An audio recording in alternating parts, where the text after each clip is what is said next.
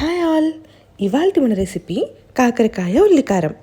మా ఇంట్లో అయితే ఈ రెసిపీ చేస్తే రోజు తినేదానికన్నా ఒక ముద్ద ఎక్కువగానే తింటాం, అంత బాగుంటుంది.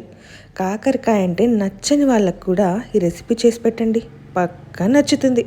మరి రెసిపీ ప్రాసెస్లోకి వెళ్ళిపోదామా? ముందుగా దీనికోసం మనం మీడియం సైజున కాకరకాయలని తీసుకొని నీట్గా వాష్ చేసి నిలువుగా ఘాటు పెట్టుకొని ఉప్పు, పసుపు, చింతపండు వేసి వాటర్లో ఒక 5 మినిట్స్ హై ఫ్లేమ్ మీద బాయిల్ చేసుకోవాలి. లేదా ప్రెషర్ కుక్కర్లో ఒక్క విజిల్ రానిస్తే సరిపోతుంది. ఇలా చూపిస్తున్న విధంగా కొద్దిగా సాఫ్ట్ అవుతే చాలు. ఇప్పుడు కడాయి పెట్టి ఒక 2 to 3 టేబుల్ స్పూన్స్ ఆయిల్ వేసుకొని అది హీట్ అయ్యాక మనం ఉడికించుకున్న కాకరకాయల్ని అందులో ఒక్కొక్కటిగా వేసి ఫ్రై చేసుకోవాలి.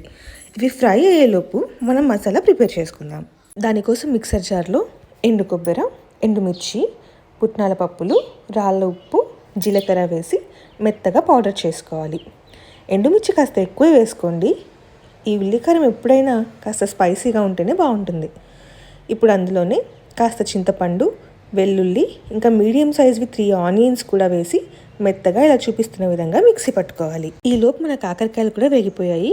కాకరకాయలు ఇలా గోల్డెన్ బ్రౌన్ కలర్ రాగానే తీసి పక్కన ఉంచుకోండి, మరీ ఎక్కువగా వేగితే బాగోదు. ఇప్పుడు అదే కాకరకాయ వేపిన ఆయిల్లో మనం మిక్సీ పట్టిన ఉల్లికారం కూడా వేసి పచ్చివాసన పోయే వరకు వేయించాలి.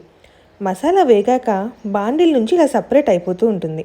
అప్పుడు మనం వేయించిన కాకరకాయలు కూడా అందులో వేసి ఒక 2 మినిట్స్ హై ఫ్లేమ్లో వేపుకుంటే ఎంతో టేస్టీగా ఉండే కాకరకాయ ఉల్లికారం రెడీ అయిపోతుంది. వీడియో నచ్చితే ఒక లైక్ చేయండి, షేర్ చేయండి అండ్ ఛానల్ సబ్స్క్రైబ్ చేసుకోండి. Thanks for watching.